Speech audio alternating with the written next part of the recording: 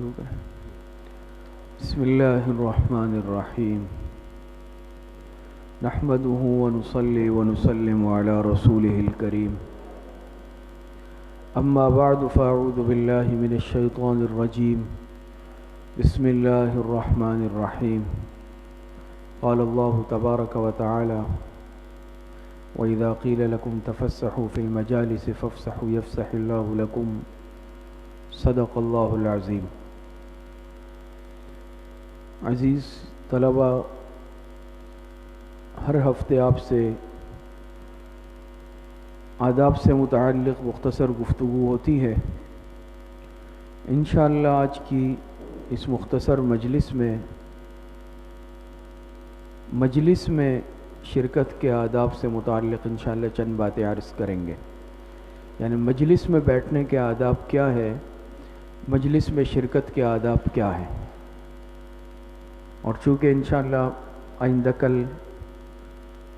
اللہ پاک کے فضل و کرم سے، اللہ پاک کی مدد سے انشاءاللہ کل ہماری سالانہ اختتامی تقریب بھی ہے، تو اس حوالے سے اس موضوع پر یعنی مجلس کے آداب پر گفتگو انشاءاللہ ہم سب کے لیے فائدے کا باعث بھی ہوگی۔ شریعت نے ہمیں ہر چیز کے آداب سکھائے ہیں۔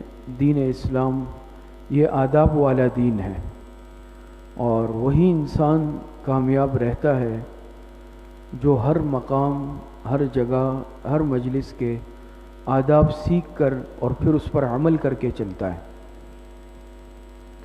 ایک مسلمان ہمیشہ آداب والی زندگی گزارتا ہے، ادب آداب کے ساتھ رہتا ہے۔ تو مجالس ہوتی ہیں مختلف قسم کی، جیسے ابھی آپ حضرات یہاں بیٹھے ہوئے ہیں اور یہ بات چیت اور گفتگو کی مجلس چل رہی ہے، مذاکرے کی، تو یہ بھی ایک مجلس ہے۔ اب اس مجلس میں شرکت کے کیا آداب ہیں، کون سی باتیں وہ ہیں جو ایک مجلس میں اختیار کرنا ضروری ہے، جن پر عمل کرنا چاہیے، کن باتوں سے بچنا چاہیے۔ تو مختلف قسم کی مجالس میں ہمیں اور آپ کو شرکت کا موقع ملتا ہے۔ جیسے یہ وعظ و بیان اور مذاکرے کی مجلس ہے، اسی طریقے سے بعض مجلس آپ حضرات کی تعلیم ہوتی ہے سبق سے پہلے، صبح کے اوقات میں، دوپہر میں، وہ بھی ایک مجلس ہے۔ جمعے کے بیان سننے مسجد آپ حضرات جاتے ہیں، وہ بھی ایک مجلس ہے۔ آپ حضرات کی مقامی مساجد میں درس کی، وعظ و نصائح کی مجالس ہوتی ہے، آپ اس میں جاتے ہوں گے، وہ بھی مجالس ہے۔ دوسرے ایک پروگرام، تقاریب ہوتی ہے، وہ بھی مجلس ہوتی ہے۔ تو کون سے آداب وہ ہیں کہ جن کی رعایت ہمیں رکھنا مجلس میں ضروری ہے؟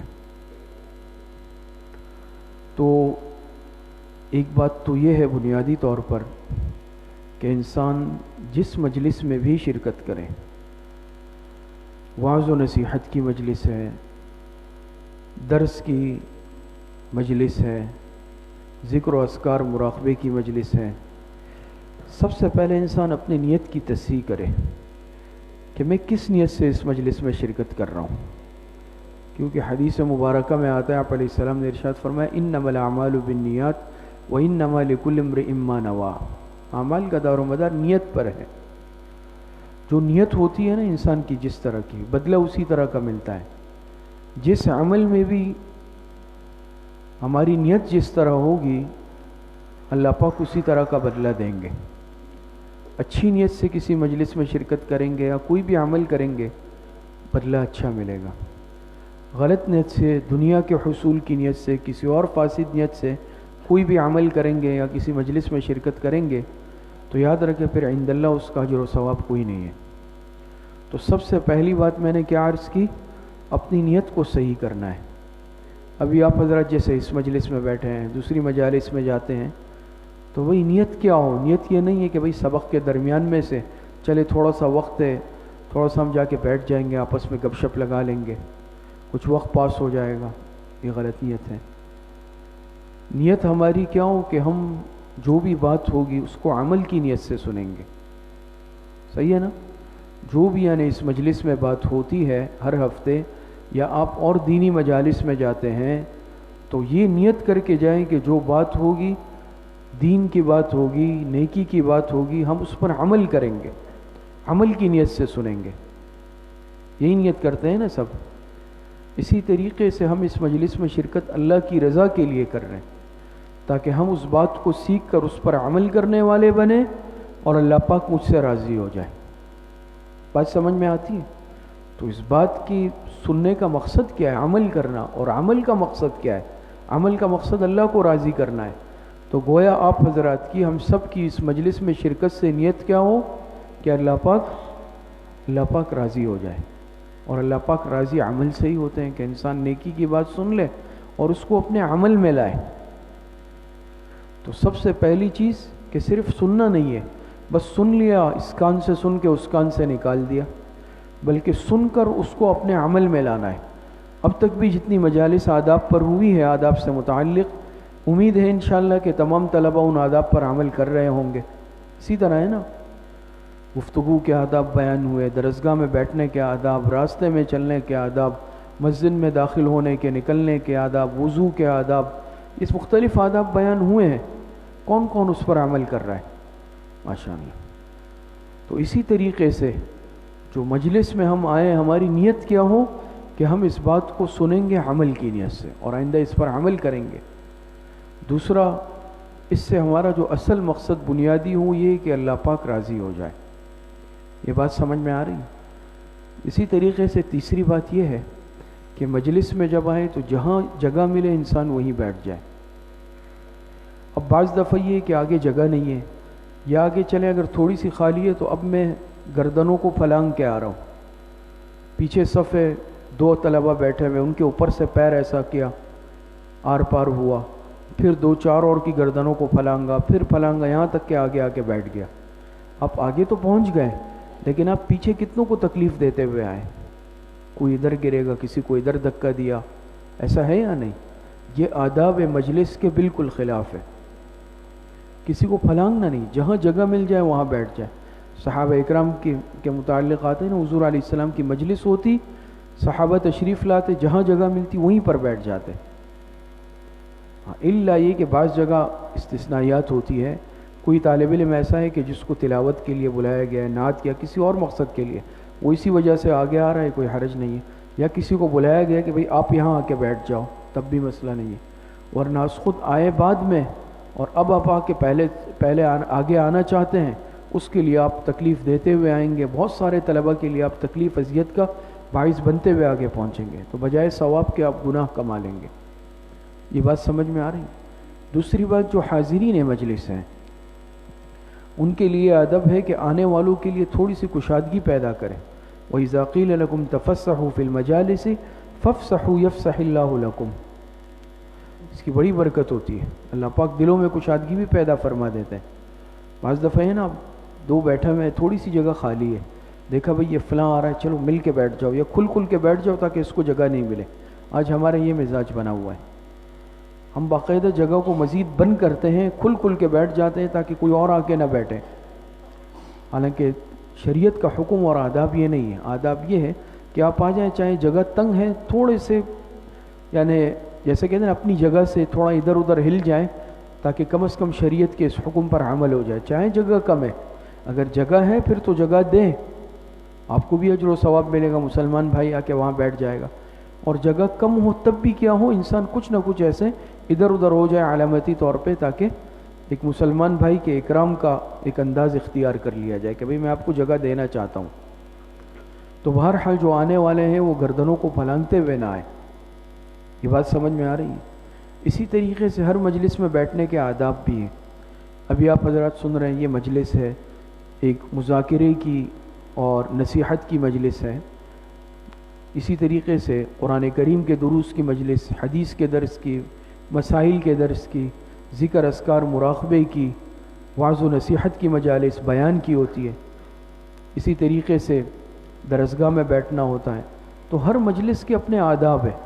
اب آ کے مجلس میں انسان ایسا نہیں بیٹھتا کہ جو بیٹھنا اس مجلس کے آداب کے خلاف ہے، آلتی پالتی مار کے بیٹھ گئے، بلکہ دوزانو ہو کے بیٹھے، جیسے قاعدے میں بیٹھتے ہیں نا تشہد میں، التحیات، اس طرح بیٹھ جائیں ایسے، یا پھر اسی طریقے سے ایک پیر کھڑا کر کے ایک پیر لٹا کے، جیسے آپ طلبہ جو ہے قرآن کریم پڑھتے وقت بیٹھتے ہیں ایسے بیٹھ جائیں، بات سمجھ میں آ رہی ہے، لیکن نامناسب حیت اختیار نہیں کرنی بیٹھنے میں، یہ بات سمجھ میں آئی؟ تو بیٹھنے کا انداز بھی بالکل باادب ہو، ادب والا ہو، اس سے اندازہ ہوتا ہے کہ طالب علم کتنے ادب والا ہے، بیٹھنے سے ہی پتہ چل جاتا ہے۔ اسی طریقے سے جب مجلس میں بات چیت چل رہی ہے اسے غور سے سنا جائے، اسے کان لگا کر سنا جائے۔ مجلس میں بات چیت چل رہی ہے، بعض طلبہ جیسے یہ دو آپس میں مثال کے طور پہ بات کر رہے ہیں، وہاں وہ دو آپس میں، تو یہ مجلس کے آداب کے خلاف ہے یا نہیں؟ بھئی مجلس میں آپ سے بات ہو رہی ہے، میں آپ سے بات کر رہا ہوں، اور آپ اگر آپس میں بات چیت میں لگ جائیں یا آپس میں جو ہے شرارتوں میں لگ جائیں، یا کوئی مجلس میں بیٹھ کر کسی کو جو ہے تنگ کرنے لگ جائیں، کسی کے ساتھ شرارت کرنے، سب آداب مجلس کے خلاف ہے۔ آپس میں بات چیت کرنا، یا اہم بات چل رہی ہے اور آپ ادھر ادھر دیکھ رہے ہیں، کبھی اس طرف کبھی چھت کی طرف، تو یہ آداب مجلس کے خلاف۔ مجلس میں بیٹھ کر جماہیہ لینا، سونا، یہ بھی آداب مجلس کے خلاف ہے۔ یہ بات سمجھ میں آ رہی؟ مجلس میں بیٹھنا یکسو ہو کر بیٹھنا ہے، ادب کے ساتھ بیٹھنا ہے، یا دو زانو ہو کر، یا ایک پیر کھڑا کر کے ایک پیر لٹا کر، جیسے آپ حضرات قرآن کریم پڑھتے وقت زیادہ تر بیٹھتے ہیں، اور مخاطب کی بات کو غور سے سننا ہے، توجہ کے ساتھ سننا ہے۔ جیسے یہ مجلس ہے، یا آپ جمعے کے بیان سننے کی مجلس میں جاتے ہیں، کسی درس کی مجلس میں، تو جو بیان کر رہا ہے، درس دے رہا ہے، واعظ دے رہا ہے، اس کی بات کو غور سے سننا ہے۔ پھر اس مجلس میں، دین کی مجلس میں بیٹھ کے آپس میں بات چیت کرنا، یا پھر اسی طریقے سے اگر یہ کیفیت پیدا ہو جیسے شور شرابے کی ہوتی ہے، تو یہ تو بہت ہی ایک نامناسب عمل ہوگا کہ آپ ایک دین کی طرف منسوب مجلس میں بیٹھے ہوئے ہیں اور آپ کی طرف سے جو ہے شور شرابے کی آواز آ رہی ہے، یا بات چیت کی آواز آ رہی ہے، یا آپس میں کانوں میں ایک دوسرے کے ساتھ خسر پسر کرنا، یہ سب کے سب آداب مجلس کے خلاف ہے۔ بات سمجھ میں آ رہی ہے؟ تو یہ جو ہے یہ مجلس کے آداب ہے، توجہ کے ساتھ، گردنیں پھلانگتے ہوئے نہیں آنا، جہاں جگہ مل جائے راحت کے ساتھ وہاں بیٹھ جانا۔ اور جو اب بیٹھے ہوئے پہلے سے، ان کے لیے بھی یہ ادب ہے کہ وہ آنے والوں کے لیے کچھ نہ کچھ گنجائش پیدا کریں، بجائے اس کے کہ مزید جگہ روکنے کے۔ جب بیٹھے تو جو بیان کر رہا ہے، جو آپ سے گفتگو کر رہا ہے، اس کی طرف دیکھیں۔ اب بیان یہاں ہو رہا ہے اور آپ دیکھ رہے ہیں اس طرف، یہ آداب کے خلاف ہے۔ اسی طریقے سے جو بات ہو رہی ہے اس پہ غور کرنا ہے، گفتگو کو غور سے سننا ہے، اور عمل کی نیت سے سننا ہے کہ یہ جو بات چل رہی ہے مجھے اس کو سن کر اس پر عمل بھی کرنا ہے، خالی سن لینا کافی نہیں ہے نفس سے۔ اسی طریقے سے انسان جب کسی مجلس میں جا رہا ہے تو اپنے لباس، حلیہ اور جو حیت ہے وہ بھی اس مجلس کے مناسب ہو۔ اب آپ مسجد جا رہے ہیں جمعے کی نماز کے لیے، جمعے کا بیان سننے، مدرسے میں آپ جو ہے مثال کے طور پہ آ رہے ہیں یہاں بیان سننے، تو آپ کون سا لباس پہنیں گے؟ اب کوئی پینٹ شرٹ پہن کے آ رہا ہے تو یہ آداب کے خلاف ہوگا نا، یا کوئی ایسا لباس پہن کے آ رہا ہے جو اس مجلس کے شایان نشان نہیں ہے، تو یہ بھی آداب مجلس کے خلاف ہوگا۔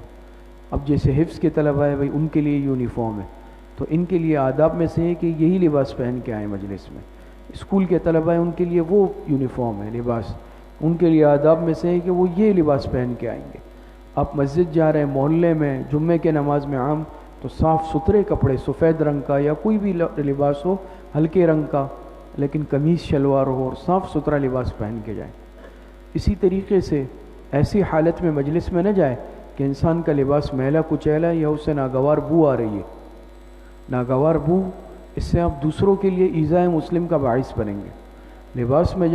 مجلس میں جا رہے ہیں تو ایسا لباس پہنے جو صاف ستھرا ہو، خاص طور پر کوشش کرے کہ کچھ عطر، خوشبو وغیرہ بھی لگا لے، مناسب اچھی والی خوشبو لگا لے، تاکہ لوگوں کے لیے راحت کا باعث بنے، نہ کہ پریشانی کا باعث بنے۔ اب کھیلا ہے اپنے گراؤنڈ سے، پورا پسینہ پسینہ، پسینے کی بو آ رہی ہے، اور آپ آ کے مسجد میں نماز میں شریک ہو رہے ہیں، یا کہ طلبہ کے ساتھ بیٹھ رہے ہیں، آپ کے پسینے کی بو سے اس کو بھی پریشانی، اس طرف والے کو بھی پریشانی، پیچھے والے کو بھی پریشانی، یہ آداب مجلس کے خلاف ہے۔ اب جب آپ مدرسے آ رہے ہیں، مسجد آ رہے ہیں، دینی ماحول میں جا رہے ہیں، تو بھئی صاف ستھرا لباس پہن لیں، خوشبو لگا لیں۔ بات سمجھ میں آ رہی ہے یا نہیں آ رہی؟ تو مجلس کے یہ آداب ہے سارے، اور اس پر عمل بھی کرنا ہے، صرف سننا نہیں ہے کہ بس آپ حضرات نے سن لیا اور دوسرے ایک کان سے سن کے دوسرے کان سے نکال لیا. اور سب سے پہلی بات میں نے کیا کی تھی کہ اپنی نیت کو صحیح رکھنا ہے. بھائی جس مجلس میں بھی جانا ہے تو عمل کی نیت سے اور اللہ پاک کے رضا کی نیت سے جانا ہے کہ اللہ پاک مجھ سے راضی ہو جائے. کون کون اس نیت سے بات کو سنے گا؟ کون کون اس پر عمل بھی کرے گا؟ ہاں. اور اسی طریقے سے یہ بھی آداب میں سے ہے کہ کوئی بات پوچھی جائے اس کے لیے دایاں ہاتھ اٹھایا جائے، بایاں ہاتھ نہیں. یہ بات سمجھ میں آ رہی ہے؟ تو سب عمل کریں گے نا انشاءاللہ اس بات پر. اللہ پاک مجھے بھی اور آپ سب کو صحیح عمل کی توفیق عطا فرمائے. وآخر دعوانا ان الحمد للہ رب العالمین.